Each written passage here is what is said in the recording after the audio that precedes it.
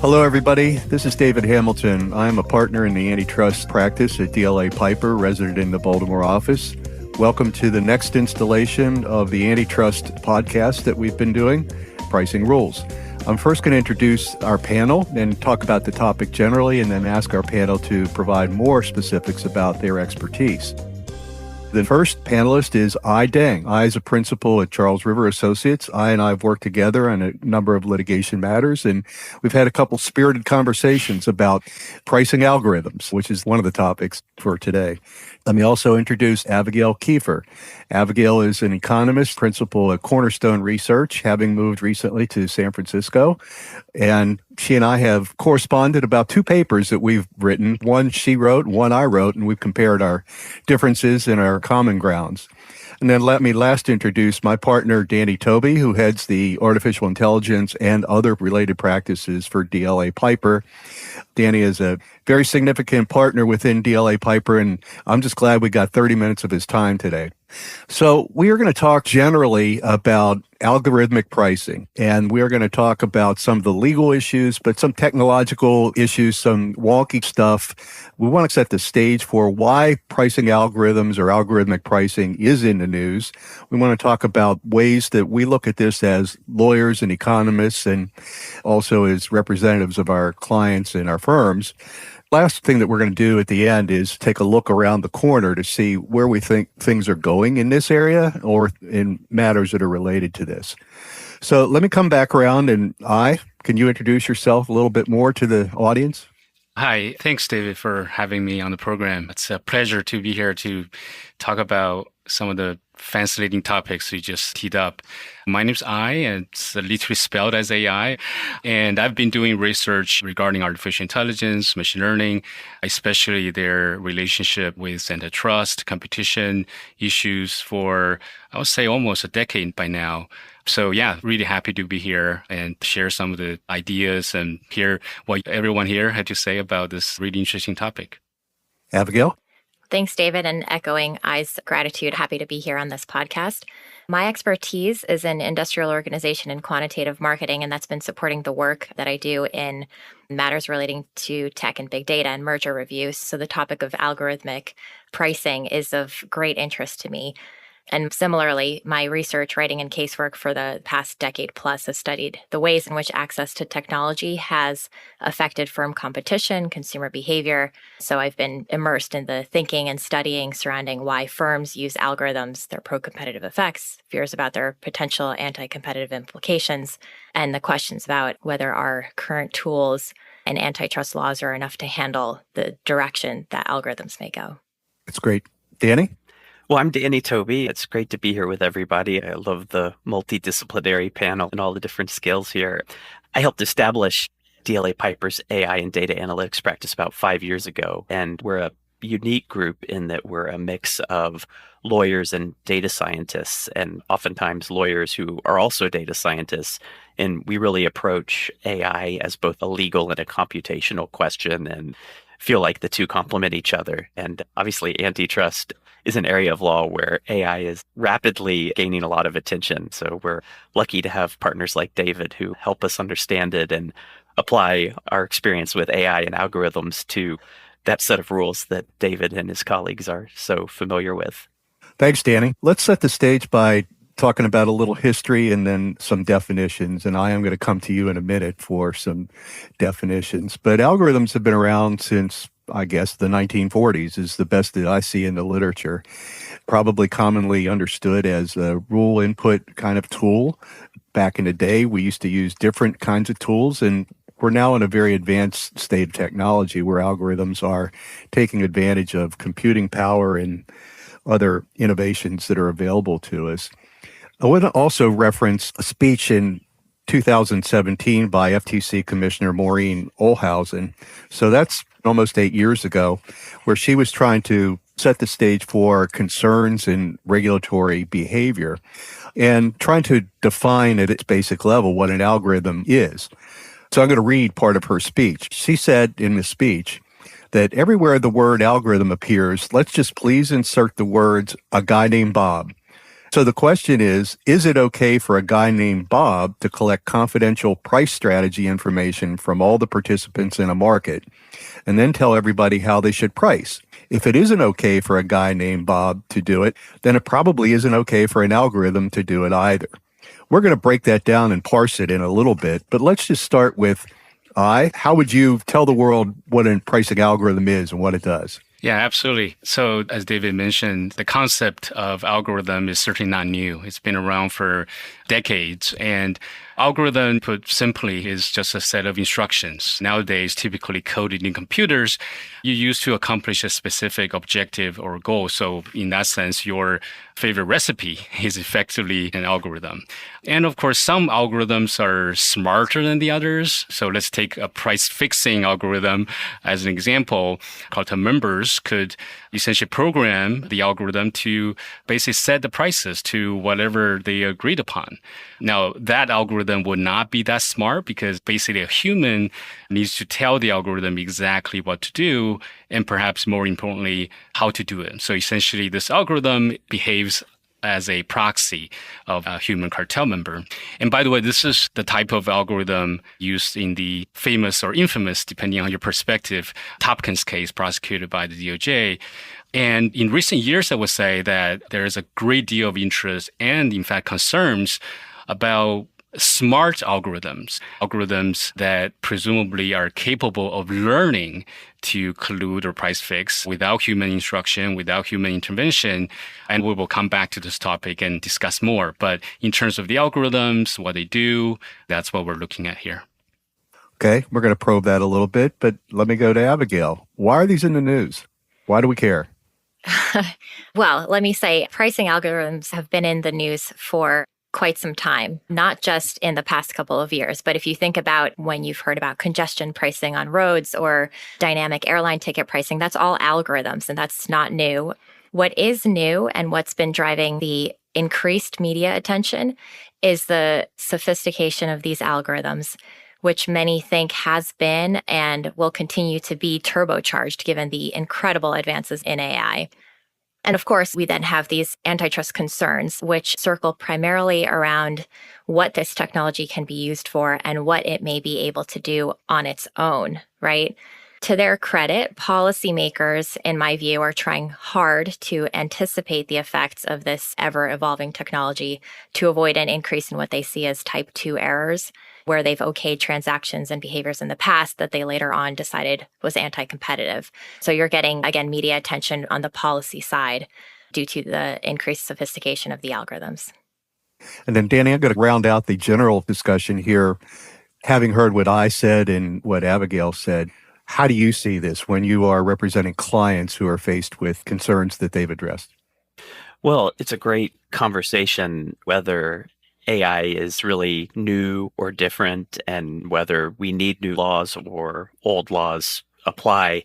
And I hear this debated over and over these days. People like to cite the old analogy of the law of the horse, where people have said we didn't come up with a law specifically to talk about horses, and why do we need a law specifically to talk about AI? And I think antitrust is a good example of where, on the one hand, what the commissioner said is right. If a human named Bob shouldn't do it, an algorithm shouldn't do it either. But that's taking a view of AI, which is a pretty common view, which is defining it as mimicry. So basically, AI is a computer doing something that used to require human intelligence. I think what's really new and different these days is we're past mimicry. We're now dealing with increasingly agentic AI, so AI that acts as its own agent, that is faster, larger scale, and smarter than the average human. So if you think about it, you could have a law for people that wouldn't be very useful if you were trying to govern superheroes with superpowers. And it's a little bit the same here. The speed at which these bots can collude or reach equilibria is really unprecedented, and it's really hard to control or understand how and why. So I think we will see increasing calls for some kind of policy way to approach this, even though in some respects it's just what's old is new again. Well, certainly it's hard to dispute that the Federal Trade Commission has expressed regulatory concerns, and we'll get to the Department of Justice's statements of interest in various litigation a little bit later. But indeed, last week, the FTC chair has expressed her alarm about the possibility, and I think she uses different words, but I'm going to give her the benefit of the doubt and say the possibility that there can be collusion. So I want to go back to my economist friends here.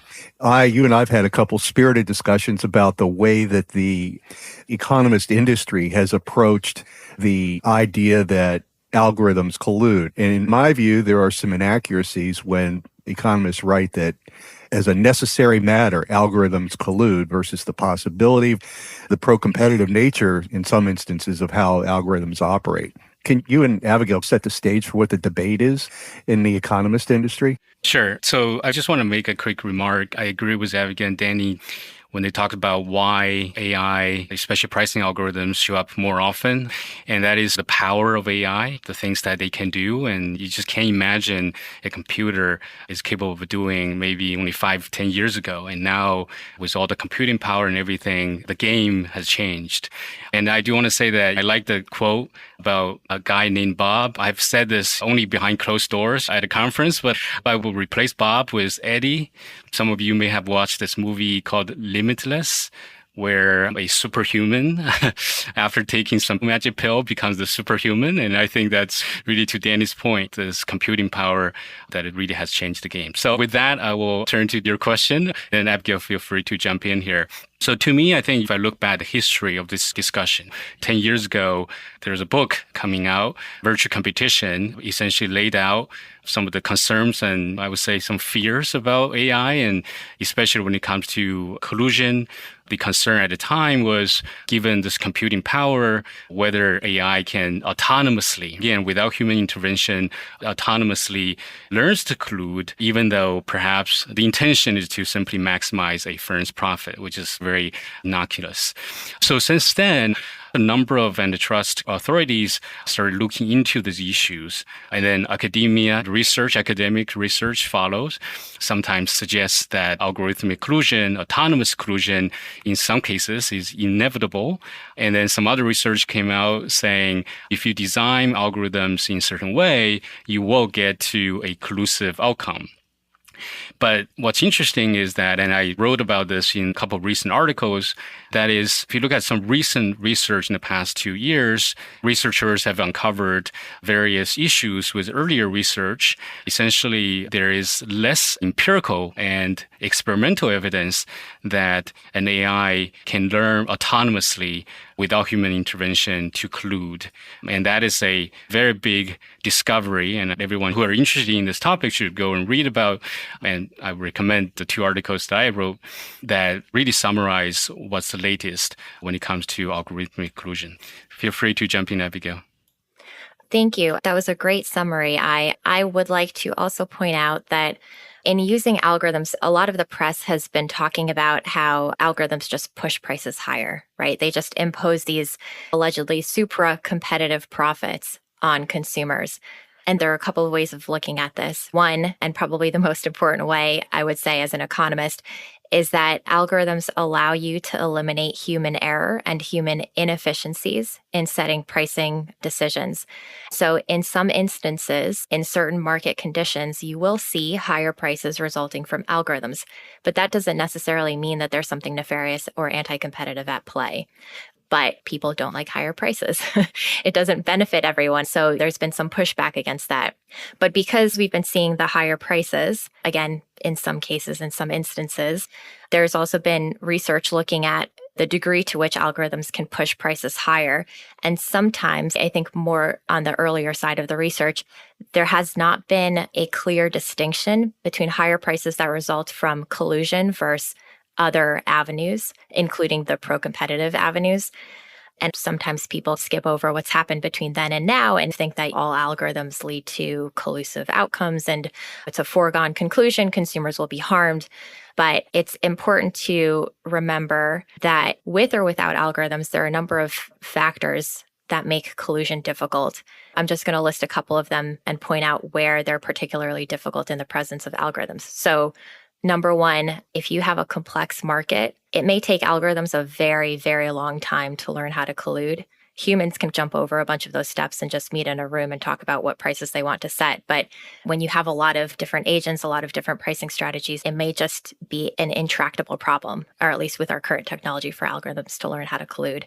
There's also the question of how algorithms actually conduct their learning process. Some algorithms function through this deep learning mechanism where they mimic the human brain. Some algorithms work through a trial and error sequence. And some algorithms, not only do they work through this trial and error sequence, but they also conduct their own counterfactuals, their own but-for worlds, and they learn about all the sets of outcomes that could have occurred from different pricing decisions that they took.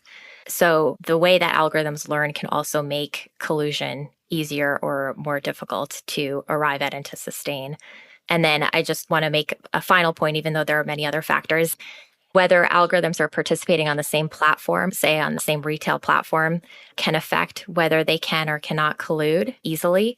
A platform has the incentive to manage the pricing strategies that it sees on the platform, and that can meaningfully affect the payoffs to collusion. I agree with Abigail on everything she said. I would just add one thing, and that is from the academic research, is that an algorithm can be designed to collude or price fix. So I just want to make that distinction. When we talk about autonomous price fixing, we typically think of a developer designing an algorithm to, say, maximize profit, which is what you should do if you're running a business, you want to be profitable. And when you design your algorithm that way, the question is how easy or how difficult it is for that algorithm to learn collusion is the way to go. And the evidence right now is lacking. On the other hand, if your objective is to collude, then there is abundance of evidence in computer science, operational research, literature that shows that if you're smart about the design, yes, you can. And if the listeners are interested, I discussed a particular type of algorithm in a recent article. Yeah, I'd be curious to hear from the economists how they think generative AI affects this. I certainly agree that when you have traditional optimizing algorithms, they can have intent to collude, the intent being from the programmers, not the algorithms themselves. But I guess in theory, they can have emergent collusion just as they're trying to maximize their goal. And it sounds like there's really great research on how much empirically that's happening now. Although I would put a little caveat there that every time a software engineer tells me AI can't do something, we find out pretty soon after that it can.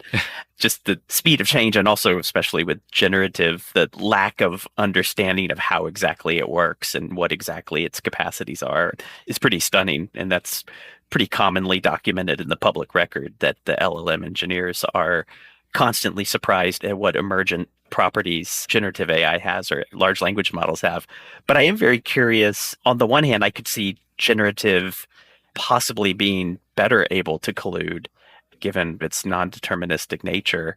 But at the same time, there's this really interesting question of constitutional AI, or even through prompt engineering, being able to give LLMs a set of not even rules, but guidelines to live by. And I have seen people do things like say, do not violate copyright, and just leave it at that and let the LLM try to understand what that means.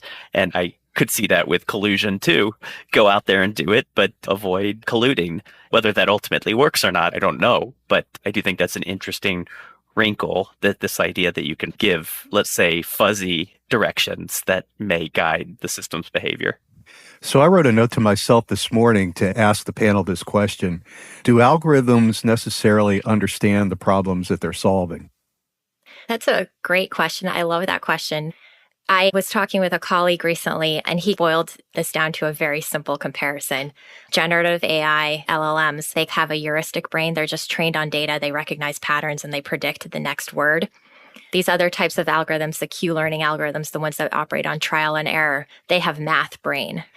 And you will find pages and pages on the internet that talk about how LLMs just cannot do math.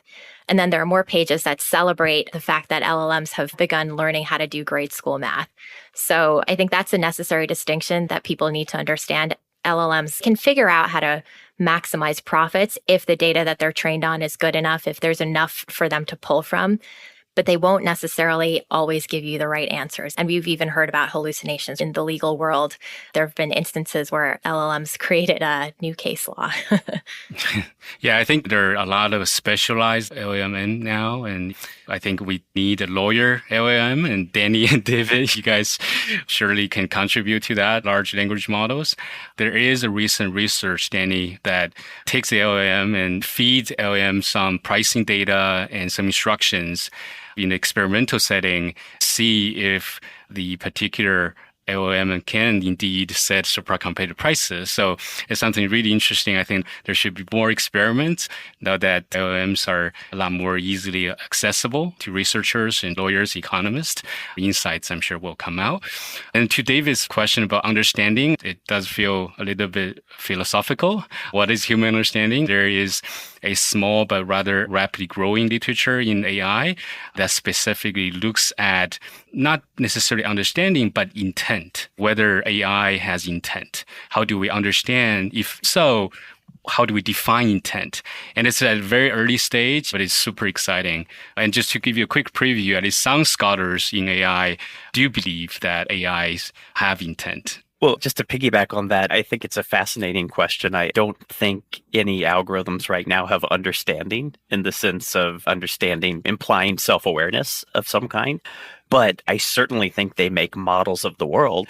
And I also think that they can explain why they do certain things. And that is pure mimicry, probably. But at some point, if an algorithm tells you that it's colluding and it succeeds in colluding, whether or not it has actual self-awareness or it's just a mimicry machine, maybe doesn't matter. The only sense that it matters, I guess, is where culpability lies and whether you're going straight back to the programmer or the deployer, or whether there is some sense that the algorithm itself can go outside the scope of what it was asked to do. But even then, law is about deterrence, and it's hard to imagine how it would deter an algorithm from misbehaving. They don't have much to lose at this point, I guess, except being switched off. So I think for a while, we'll still see sort of a moving back up the chain to the deployer. So we could pull on this thread for another half of a day, I think, if we wanted to really probe this down to its core. But it's something that all of you said reminds me that it's a good segue to reel this back to the purpose of this podcast, which is to look at antitrust issues. So in the cases that have been filed, the allegations are that there are algorithms that are colluding. Let's just say that generally. Let's take it to the next level. If you are either on the plaintiff side or if you're on the defense side, what's the proof look like in cases like this? Is it just going to be a battle of the coders? If I may, David, I would characterize these as more not that the algorithms are colluding, but that the allegations are that they are facilitating collusion, right? Amendment accepted. All right, go ahead. All right. And then in terms of how we analyze this, I think first and foremost, we have to make sure that the alleged cartel has some sort of market definition. Our favorite antitrust principle has to underlie all of this. And then when we start looking at the actual analysis of the cartel, also a fundamental tenet, we need to be able to show that every cartel member would earn higher profits if it cheated by charging a slightly lower price than agreed upon by the cartel. And this feeds into the idea that a collusive mechanism needs to have a detection and punishment scheme. Otherwise, there is no cartel. And that's been one of the fundamental early misunderstandings of some of the academic literature that just pointed to algorithms leading to higher prices and not necessarily having the detection and punishment scheme. And the next, and I realize I'm talking a lot here, so I feel free to jump in, but the next really, really crucial piece that we need to think about when we're talking about any case with allegations of collusion via algorithms and otherwise, to be fair, what is the but-for world? What prices are we looking at in the absence of this alleged collusion? Is it one without algorithms at all? Or is it one where the but-for prices come from a world with algorithms, but where the alleged collusive component has been turned off? It's worth noting that some of the literature has found that it's not that algorithms have started colluding, it's just that they have not learned how to compete. So you may have a but-for world with higher prices, with no collusion, where the algorithms are not competing properly. And then the next question about what the but-for world looks like is, can it include the pro-competitive benefits of the algorithm, which I had mentioned earlier may really just have higher prices because algorithms are pricing more efficiently. I would only add that when an algorithm is a major component to a case or set of allegations, it's really important to understand the nature of the algorithm, the design of the algorithm. You can imagine that different competitors use their own algorithms they developed in-house. They could also be outsourcing their pricing to a common third party, which is, as I understand it, has been the allegation in multiple cases. So just understanding the nature of the algorithm, who has developed these algorithms, and then understanding how the algorithms interacted with one another is going to be important as well. So, Danny, you and I have talked about, in the absence of litigation, real concerns about the issue are algorithms colluding or facilitating collusion, to Abigail's amendment. What are we doing in the world of auditing and compliance? How is your team seeing it? You and I have talked about ways to address it, but why don't you talk about the things your team has developed? So what we're trying to do, and obviously, David, working really closely with the subject matter experts like you, is helping companies look in advance to see whether they might be at risk of whether it's litigation or enforcement action. And it goes a little bit back to the proof question that we were just talking about. But there's, on the one hand, the proof of what the algorithm is doing. But on the other hand, there's the question of what steps has a deployer of an algorithm taken to avoid collusion and to ensure that their algorithm is not or cannot do that. So I think that becomes certainly both a litigation and enforcement mitigation activity. And if you can do it under privilege and make sure things are working, and then if you want to have a third party come in and confirm that, I think that makes a lot of sense. And then I think as an evidentiary matter, showing the steps that the company went to prevent this in advance has quite a bit of appeal.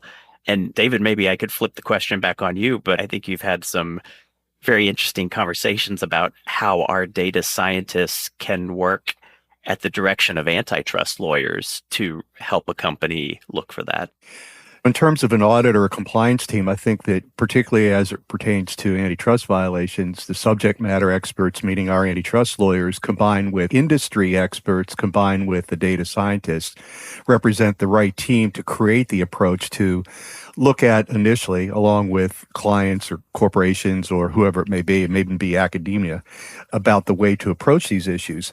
The one thing that we haven't mentioned, and this is where I come at it, we're still talking about the law of conspiracy and the law of collusion and the issues of intent. So we can look at code all day and we can look at what the algorithms look like, but we still have to look at some of the human elements here.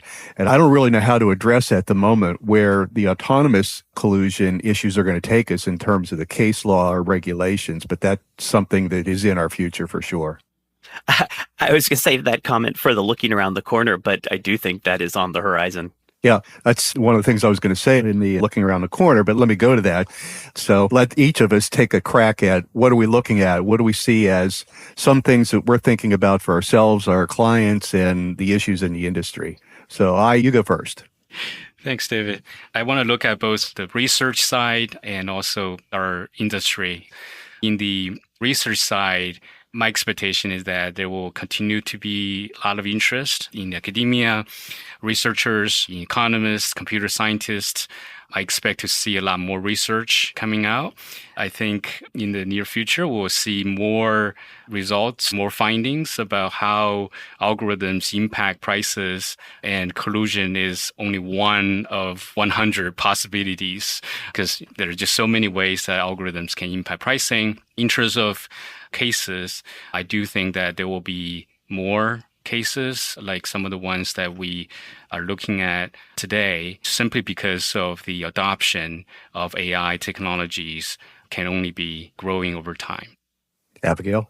I agree with everything I said. And I want to also inject some market reality thinking into what we've been talking about, in that it's worth reminding everyone that implementing a pricing algorithm is a very complex process. You need a whole data team. You need very smart people like Danny, I, and you, David. Many companies have hired those teams and have started using the algorithms, but they likely generally understand what the algorithms are doing, or they treat the pricing recommendations from the algorithms as just recommendations. But the juicy question, I think, is about the algorithms that autonomously learn to collude, even in our complex, multifaceted real life markets. To me, it sounds like very science fiction, fantasy stuff. These types of algorithms would be inscrutable, untamable, autonomous, and yet somehow in the future world, they are in charge of a firm's profits with no buy-in from humans. It's exciting to think about, right? But it also brings to mind the risks that a firm has to accept if it's going to use such an algorithm. Like, this algorithm is complex enough that the pricing manager or the team in charge of pricing is just unable to tell whether or not the algorithm has learned to collude. So in that type of scenario, you have to think about, how does a company with many stakeholders explain that it's fully ceded pricing control? What is the tolerance of this company to the necessary experiments or learning that an algorithm needs to go through in order to identify optimal pricing? Sometimes the results of these experiments could lead to small losses or small gains, but they could also lead to large losses and, of course, large gains. So you have to think about how risk averse the firm is. Yes, the gains and losses would be short term until you get to this optimal policy, but how short is short term? That's not something that we necessarily know. All this is to say, I think we might be getting a little ahead of ourselves in talking about what we need to do with antitrust law in order to capture potential anti-competitive activity of autonomous algorithms. But Danny, you do know a lot about this stuff, and I know you're going next, so feel free to correct me. I think I would defer to you guys on a lot of what we talked about today, but I will say I do see, depending on how the election goes, renewed efforts at legislation. So Senator Klobuchar had the Preventing Algorithmic Collusion Act as proposed legislation, and that would, among other things, deal with one of the issues we were talking about today, but what they would refer to as a loophole, but a presumption of agreement when pricing algorithms exchange the competitively sensitive information. So getting at those issues of intent and what is it an algorithm can really do. So depending on which way the election goes, we might see that renewed or not. I do think, and this comes out of our conversation today, and it's very interesting, the combination of large language models with I think Abigail described it as math brain, which I love, but these more cognitive models that have an understanding of concepts and can perform math and do things more than string words together. Combining those, I think, is a new frontier. And when you have that combination, then you get to the situation of really being able to interrogate a model and asking it, why did you do what you did? And whether it tells you the truth or not is another question. But in some of the testing we've done on large language models to see whether it was violating a law or not, sometimes the best evidence we get is we get it to do something and then we say, why did you do that? And it'll tell you. And sometimes it'll tell you a thought process, thought in quotes, that does cross the line into something. So I think this combination of math and language will have implications in the future for antitrust. I don't know how far in the future, but certainly it's coming. So for me, to wrap things up, two comments. One is relative to the legislative efforts. Thank you, Danny, for mentioning Senator Klobuchar's act, because it allows me to say that we wrote a paper on the Preventing Algorithmic Collusion Act that was released in March. It's available on the DLA Piper website. And I think our point of view was that the effort was flawed because of the lack of understanding. I think as well, it didn't wrestle with the issue of whether the existing antitrust laws are sufficient to tackle these issues. And until we wrestle that to ground, I'm not sure what legislative efforts are appropriate. Certainly, it's hard to imagine that anything significant is going to get done given the status of where we are in the election cycle. The other thing is, and we didn't talk about this at all, but in terms of other advances in technology, the Wall Street Journal had a series of articles recently about quantum computing. And if we think things are turbocharged now, I don't even know how to describe what happens when quantum computing, assuming we can get chips and energy and cooled data centers and things like that, it's hard to imagine what quantum computing is going to do to this whole area. And I'm fascinated in thinking about the issues that we know exist right now, but thinking about them when that technology becomes available to all. So with that, I just want to say thank you so much to these great experts and my friends for participating in this panel. I think it was a great topic, and that's a wrap. Thank you. Thank you. That was a lot of fun. Thank you. Thank you for listening to DLA Piper's Pricing Rules podcast. All information, content, and materials contained in this podcast are for general informational purposes only. This podcast is intended to be a general overview of the subjects discussed and does not create a lawyer-client relationship. Statements and opinions are those of the individual speakers and participants and do not necessarily reflect the policies or opinions of DLA Piper LLP US. The information contained in this podcast is not and should not be used as a substitute for legal advice. No listener should act or refrain from acting with respect to any particular legal matter on the basis of this podcast without first seeking legal advice from counsel in the relevant jurisdiction. This podcast may qualify as lawyer advertising, requiring notice in some jurisdictions. Prior results do not guarantee a similar outcome. DLA Piper LLP US accepts no responsibility for any actions taken or not taken as a result of this podcast.